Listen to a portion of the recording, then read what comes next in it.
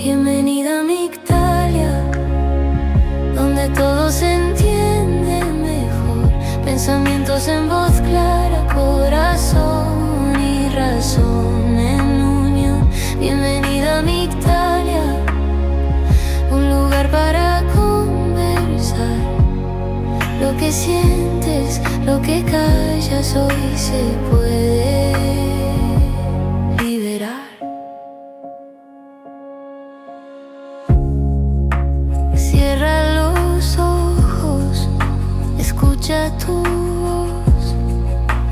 Cada pregunta tiene un porqué. Paso a pasito, sin obligación. Solo un instante para ser quien sos. Bienvenida a Migdalia, donde todo se entiende mejor. Pensamientos en voz clara, corazón y razón en unión. Bienvenida a Migdalia, un lugar para conversar. Lo que sientes, lo que callas, hoy se puede liberar.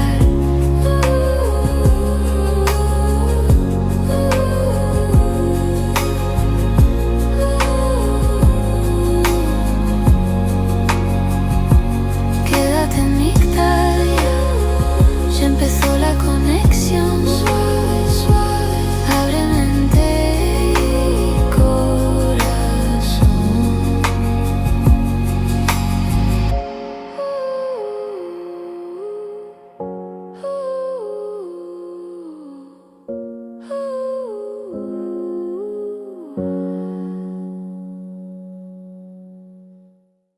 Se respira una sensación extraña últimamente, ¿verdad? Una especie de vértigo. Parece que todo a nuestro alrededor, cambia a una velocidad que casi nos desborda. Y el gran motor de ese cambio, del que todo el mundo habla, es la inteligencia artificial. Está redibujando profesiones enteras, la forma en que creamos, cómo resolvemos problemas, y lo hace a un ritmo que, no tiene precedentes. Desde luego. Y aunque la conversación pública se centre mucho en la tecnología, en los modelos, en la automatización, creo que el verdadero impacto, el que de verdad nos inquieta, es mucho más personal, mucho más profundo. En el fondo, lo que este cambio está poniendo sobre la mesa es una pregunta sobre nuestro propio valor. Las habilidades que nos ha costado años, a veces décadas, perfeccionar, de repente parece que podrían volverse irrelevantes. Justo. Y es ahí donde queríamos llegar hoy. La idea de esta charla es analizar esa inquietud que está en el aire, pero intentando salir del ruido de siempre, del pánico o de las predicciones apocalípticas. Verlo desde otro sitio. Exacto, desde una óptica más humana. Explorar qué nos pasa por dentro y, sobre todo, cómo podemos navegar este momento. Y para eso vamos a hablar de una emoción que solemos evitar, pero que hoy puede ser una herramienta clave: la tristeza. Fundamental. Empecemos por lo más evidente. Hay una frase que se ha convertido casi en un mantra. Todo está cambiando demasiado rápido.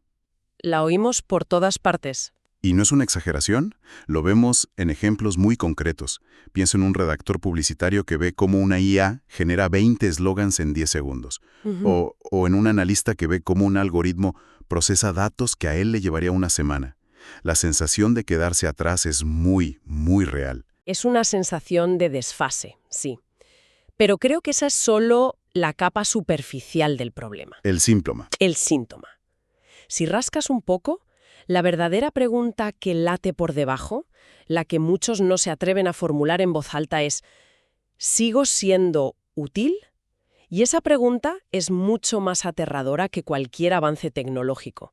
No va sobre si hay que aprender a usar una nueva herramienta, va sobre nuestro lugar en el mundo. Pero, un momento, no es una preocupación legítima. O sea, si una máquina puede hacer mi trabajo más rápido y más barato, la pregunta sobre mi utilidad no es solo existencial, es una cuestión de supervivencia económica. ¿No estamos mezclando dos cosas? Es una objeción muy pertinente, porque ambas cosas están conectadas, claro que sí, pero no son lo mismo. El problema práctico, el de cómo asegurar nuestro sustento, es real. Y hay que abordarlo, con estrategia, con formación, con adaptabilidad. Vale. Pero la angustia profunda, esa sensación de vacío, no viene solo de la posible pérdida de un empleo, viene de la posible pérdida de una identidad. Y es esa herida, la existencial, la que nos bloquea y nos impide afrontar con claridad el problema práctico. Entiendo. Y a menudo, para simplificar, el debate público lo etiqueta todo como miedo a la inteligencia artificial, como si estuviéramos hablando de una película de ciencia ficción. Exacto. Y creo que la palabra miedo no es del todo precisa. El miedo es una reacción a una amenaza clara, inminente, como un depredador, ¿no? Pero lo que yo observo más en las personas con las que hablo, en equipos de trabajo, es algo más sutil. Es una especie de melancolía, de desazón. Es, en una palabra, tristeza. Tristeza. Una tristeza que nace de una serie de pérdidas que estamos experimentando, a veces sin ni siquiera ser conscientes. Cuando hablas de pérdidas, ¿a qué te refieres exactamente? Suena un poco abstracto. ¿Qué es lo que estamos perdiendo? Pues estamos perdiendo varias cosas a la vez.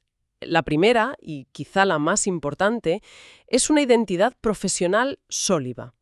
Durante generaciones nos hemos definido por lo que hacemos. Soy médico, soy periodista, soy programador. Claro, te daba un lugar. Exacto. Cuando la esencia de esas profesiones se transforma radicalmente, esa etiqueta que nos daba seguridad empieza a desdibujarse. ¿Puedes ponerme un ejemplo concreto de esa pérdida de identidad? Para que se entienda bien. Claro. Pensemos en una fotógrafa de retratos. Una persona que ha dedicado 20 años a dominar la luz, la composición, la conexión con la persona que tiene delante para capturar su esencia. Su valor y su identidad no estaban solo en el clic final, sino en todo ese proceso artesanal. Ahora ve cómo una IA puede generar un retrato hiperrealista a partir de una simple descripción de texto. No es que su trabajo desaparezca de la noche a la mañana, pero la percepción de valor de su oficio, de su arte, se ve amenazada. Lo que se tambalea no es su capacidad de hacer fotos, sino la identidad que construyó alrededor de ser alguien que sabe capturar el alma con una cámara. Eso es una pérdida real. Y duele. Visto así, es mucho más profundo. No es perder un trabajo, es sentir que lo que te hacía especial ya no lo es tanto. Lo que describes se parece mucho a un proceso de duelo. Es que, en su núcleo, lo es. Estamos viviendo el duelo por el final de una era, por una forma de entender el trabajo y nuestro valor que ha sido válida durante muchísimo tiempo. Y como en cualquier duelo, si intentamos saltárnoslo, si fingimos que no pasa nada y nos lanzamos a lo siguiente sin más, la herida no cierra. Se queda ahí. Se queda ahí, infectando todo lo demás. No podemos construir un futuro sólido sobre un pasado que no hemos despedido como toca. De acuerdo. Si aceptamos que es un duelo, ¿cómo se sale de ahí? La respuesta que nos dan por todas partes es: tienes que desarrollarte, tienes que reinventarte. Parece la solución mágica. Y es una trampa. Es una trampa porque hemos pervertido el significado de la palabra desarrollo. La hemos convertido en sinónimo de acumular. Acumular cursos, certificados, habilidades, una carrera frenética por añadir líneas al currículum. Pero eso no es desarrollo. Eso es una reacción ansiosa. El verdadero desarrollo, el que nos permite transformarnos de verdad, es un proceso mucho más interno y mucho más pausado. ¿Cómo sería ese proceso de desarrollo auténtico entonces? Podríamos resumirlo en 3 pasos que no se pueden saltar. El primero es entender. Pararse a comprender de verdad qué está cambiando, más allá de los titulares. El segundo es asimilar. Y aquí es donde entra la tristeza de la que hablamos. Es permitirse sentir la pérdida, reconocer lo que fue y aceptar que esa etapa se termina. Ya. Y solo entonces llega el tercer paso, que es soltar. Dejar ir esa vieja identidad, no de forma traumática, sino de forma íntegra, para poder abrirse a lo nuevo. ¿Y qué ocurre cuando nos saltamos esos 2 primeros pasos?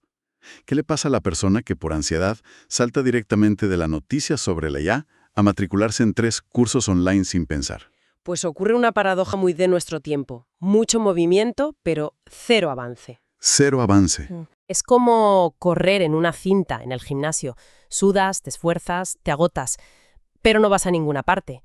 La persona está hiperactiva, conferencias, networking, cursos, su agenda está a rebosar. Pero por dentro hay una sensación creciente de vacío y de no tener el control, porque es un movimiento sin dirección, impulsado por el pánico, no por un propósito. Y ese pánico se ve constantemente alimentado por el mensaje social dominante. Basta con abrir LinkedIn para sentir que si no estás aprendiendo algo nuevo cada semana, estás acabado. Totalmente. Hay un mandato social implícito y muy potente. Adáptate, sé ágil, rápido, no te detengas. Se nos exige tener una velocidad de respuesta que es propia de un procesador, no de un ser humano.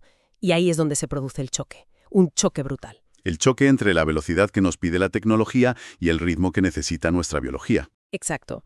Nuestro sistema nervioso, nuestra psique, no funciona con la lógica de una actualización de software. Necesita tiempo para procesar los finales, para hacer balance, para integrar las lecciones de una etapa antes de pasar a la siguiente. Es un ritmo orgánico, ¿no? Claro. Cuando intentamos violar ese ritmo interno para sincronizarnos con el ritmo digital externo, el sistema colapsa. Pero, seamos honestos, para mucha gente que nos escucha, con una hipoteca, con la presión del día a día, la idea de tomarse una pausa para asimilar la pérdida puede sonar a un lujo, a algo inviable. En un mercado tan competitivo, no es la acción inmediata, aunque sea ansiosa, la única forma realista de sobrevivir. Esa es la pregunta clave, y es fundamental abordarla sin idealismos. A ver, no estoy hablando de retirarse a un monasterio 6 meses. Estoy hablando de la calidad de la acción. La acción que nace de la ansiedad es errática. Es como dar manotazos en la oscuridad, te agota y rara vez da en el blanco. Te lleva a formarte en cosas que no conectan contigo. Justo.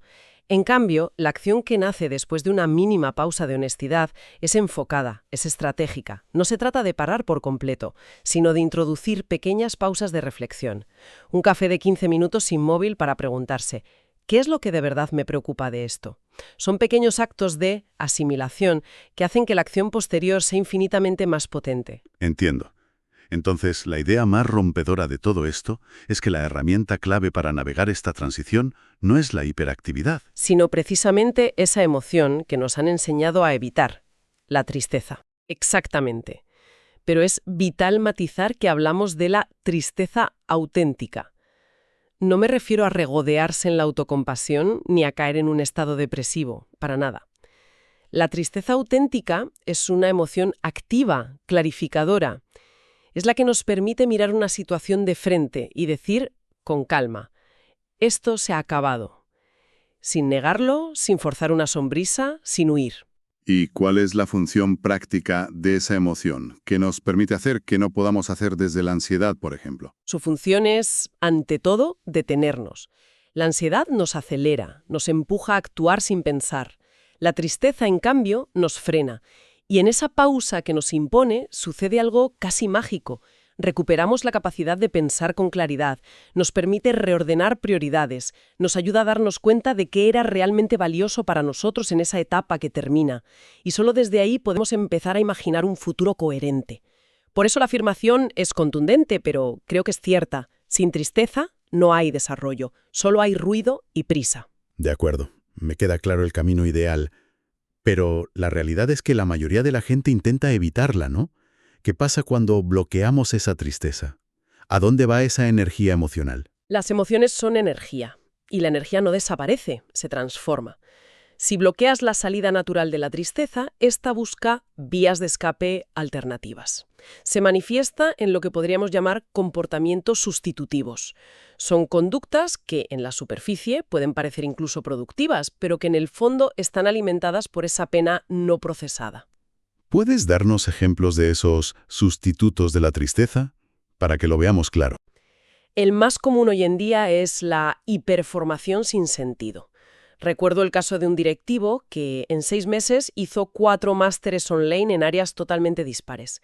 Cuando le pregunté qué buscaba, no supo responderme. Solo decía que sentía que se le escapaba el tren. No había un plan, solo un intento desesperado de calmar una angustia de fondo. Como coleccionar escudos sin saber si vas a ir a una batalla. Justo. Otro sustituto muy claro es la comparación constante. Es vivir con la pestaña de LinkedIn abierta, midiendo cada uno de tus pasos con los logros, a menudo exagerados, de los demás. Y un tercero, muy destructivo, es la sensación de no ser nunca suficiente. El perfeccionismo agotador. Eso es. La persona trabaja más horas que nadie, revisa cada detalle 1000 veces, pero nunca siente satisfacción. Porque no busca la excelencia, busca aplacar el miedo a ser irrelevante. Es como si toda la energía que debería usarse para hacer el duelo y sanar se desviara hacia estas actividades que al final solo generan más agotamiento, un círculo vicioso. Exactamente. Y la consecuencia final de todo esto es una profunda desconexión. Un malestar muy de nuestra era que se puede resumir en hacer mucho, sentir poco. La persona vive en una actividad frenética, pero con un inmenso vacío emocional. Ha perdido el contacto con el porqué. Entonces, si unimos todas las piezas, el gran giro de esta conversación es que la inteligencia artificial no es un enemigo que viene a quitarnos el valor. Es más bien un espejo que nos obliga a mirarnos y a buscar ese valor en un lugar más profundo. Precisamente. Nos fuerza a dejar de medir nuestro valor en términos de productividad o eficiencia, porque en esa competición con las máquinas siempre saldremos perdiendo. Nos empuja a preguntarnos, ¿qué es lo que aporto que es única y profundamente humano? Y esa revisión, para ser honesta, necesita pausa, necesita que nos permitamos sentir la tristeza por el modelo que se acaba, para poder dar la bienvenida al que empieza. Por tanto, la gran tarea de nuestro tiempo no es aprender a ser más rápidos que la tecnología. En absoluto. El verdadero desarrollo hoy consiste en ser más lentos, más profundos, en integrar lo que cambia fuera sin perder la conexión con lo que permanece dentro. Es un proceso de asimilación, no de competición. En definitiva, estamos en un momento que nos pide no tanto acelerar, sino saber parar. Y me gustaría terminar precisamente con una pregunta para la reflexión. Si el objetivo ya no es competir con las máquinas en eficiencia, ¿en qué cualidades puramente humanas, aquellas que la tecnología no puede replicar, la empatía, la creatividad, el juicio crítico, la capacidad de cuidar, reside nuestro verdadero desarrollo futuro?